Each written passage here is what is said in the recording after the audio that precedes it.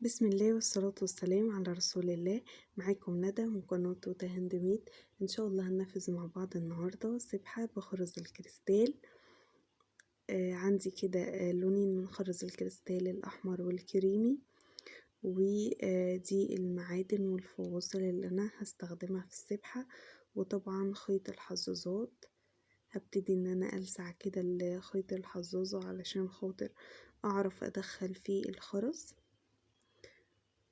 وهبتدي ان انا ادخل الخرز بتاعي. هي السبحة هتكون 33 حبة، وهنعمل فيها حاجة تركة بسيطة كده علشان خاطر اي واحدة تقدر ان هي تلبسها في ايديها.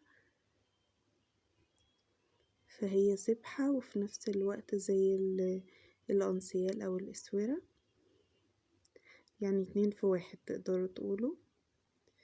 انا هبتدي كده ادخل 10 خرزات من اللون الاحمر، وخرزة من اللون البيج او اللون الكريمي ده، يعني شوفوا بتسموه ايه. وهبتدي احط الفاصل، وبعد كده خرزة كريمي كمان، و 8 خرزات او 9 خرزات من اللون الاحمر زي ما احنا شايفين كده قدامنا، بحيث ان هو يكون بين الفاصل ده والفاصل ده 11 خرزة، علشان السبحة دي 33. انا عندي خرزة اللي هي الكريمي، وعندي 9، يبقى دي كده 10، ودي الخرزة الكريمي التانية، يبقى كده ايه 11. وبعدين هبتدي ان انا احط الفاصل واحط خرزة كريمي تاني، وابتدي احط 10 خرزات من اللون الاحمر زي ما احنا شايفين كده. متنسوش طبعا يا بنات تعملوا لايك للفيديو واشتراك في القناة وفعلوا زر الجرس علشان يجيلكم اشعار بكل الفيديوهات الجديدة اللي هنزلها بإذن الله. ابتدي كده ألضم ال10 خرزات الحمر بتوعي لحد ما بقى عندي 11 خرزة، وهبتدي ان انا طبعا اقص الخيط بقى علشان اقفل السبحة بتاعتي. انا عملت طريقة تقفيل للسبحة قبل كده في فيديو، بس هنعيدها تاني مع بعض. ببتدي اجيب الخيطين مع بعض كده وبلسعهم كويس وبدمجهم مع بعض علشان خاطر اقدر ان انا ادخلهم في الخرزة بتاعتي زي ما احنا شايفين كده. بلسعهم وببرمهم مع بعض هما الاتنين. ده الخيط ده طبعا فيه نسبة بوليستر، فايه بيمسك في بعضه. ده كده الفاصل اللي هجمع بيه الخيطين.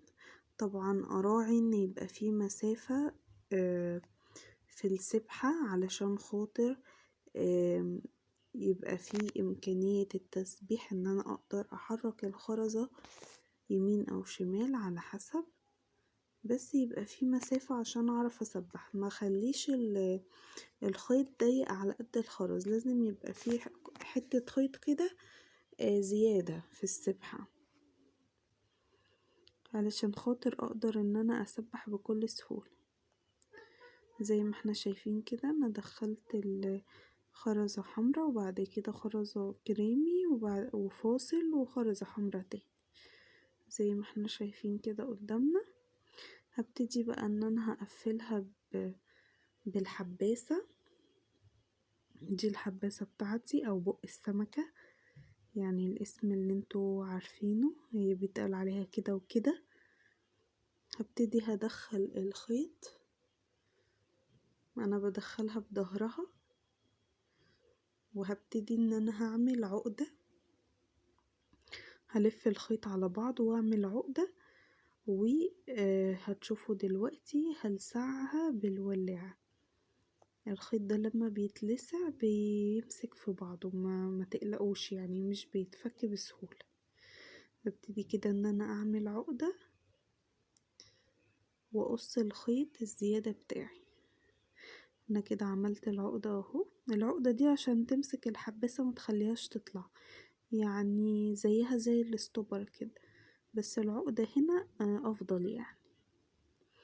اهو بلسع كده القطع الزيادة وبروح دايسة عليها بايدي عشان ايه يعني تعمل كورة كده وما تتفكش. شايفين في مسافة اقدر ان انا اسبح فيها. ده كده شكل السبحة بتاعتي. كده السبحة بتاعتي الشكل بتاعها او الشكل الاساسي بتاعها خلص. هبتدي بقى ان انا احط الدلاية بتاعتها واركب القفل اللي انا هعمله علشان خاطر اقدر ان انا اقفلها زي الاسورة كده على ايدي. انا هنا ببتدي بس بعمل الدلاية كده بتاع اللي هركبها في الهلال. هي خرزة كده دخلتها في مسمار وبقص الزيادة من المسمار وبعمل ايه وبقفله بحيث ان هو يكون عندي حلقة. وهبتدي كده اجيب زردة وافتحها وهحط الهلال بتاعي. بما اننا في رمضان بقى كل سنة وانتم طيبين. حطيت الهلال بتاعي كده. الهلال فيه حلقة تانية بحيث ان يبقى فيه خرزة متدلية كده من النص، فهي دي اللي انا عملت لها خرزة اللي انا حطيتها في المسمار. هي هنا وقعت، هبتدي ان انا اظبطها تاني. زي ما قلتلكوا هي سهلة والالوان الكريستال هتلاقوه متوفر بالوان كتيرة يعني، مش شرط الاحمر. هبتدي اقفلها كده كويس بالشكل ده كده. الخرزة بتبقى متدلية من الايه من الهلال كده زي ما احنا شايفين، بتدي شكل حلو.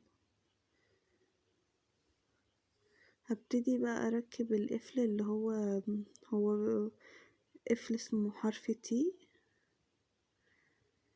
هبتدي كده ان انا اركب ال الدايرة بتاعت القفل. هو انا هنا ركبتها في المكان ده. المكان ده المفروض اللي احنا بنركبه بس في السبحة 99 بتبقى اكبر، بنحط القفل هنا وبنلف السبحة مرتين على ايدينا، بس دي سبحة 33. فكده السبحة هتبقى الاسورة هتبقى صغيرة لما اقفلها. انا نسيت بس وحطيت القفل في المكان القريب. هشيله دلوقتي وهبعده شوية، هحطه في اخر السبحة بتاعتي. انا الايد طبعا الاسورة دي صغيرة جدا ما تجيش في اي ايد. بنحط القفل هنا زي ما قلتلكم في السبحة 99 لان هي بتبقى كبيرة اصلا. بنحطه هنا وبنلف السبحة مرتين على ايدينا مش مرة واحدة.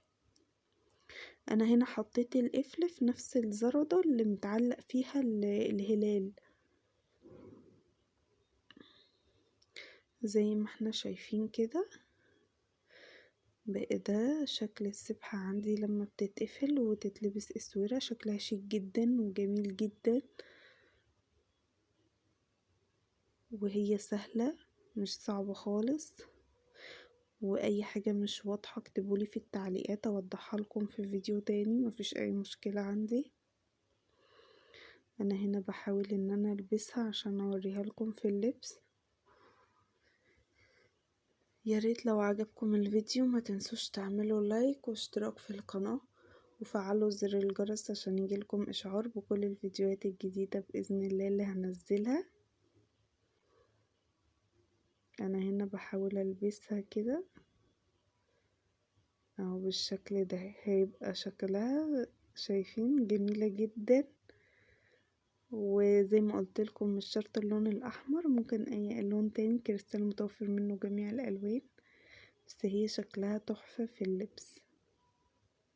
فاللي هي انت هتطلعي مش شرط تبقي ماسكاها في ايدك، انت هتلبسيها وقت ما تحبي في مواصلات او حاجة تروحي قلعة مسبحة عليها يعني. والقفل بتاعها سهل وبيتعمل بسرعة، بيتركب بسرعة مش زي الاقفال الصغير. يا رب الفيديو يكون كان سهل ومفيد، وعجبكم متنسوش تعملوا لايك واشتراك في القناة وفعلوا زر الجرس عشان يجيلكم اشعار بكل الفيديوهات الجديدة بإذن الله. مع السلامة.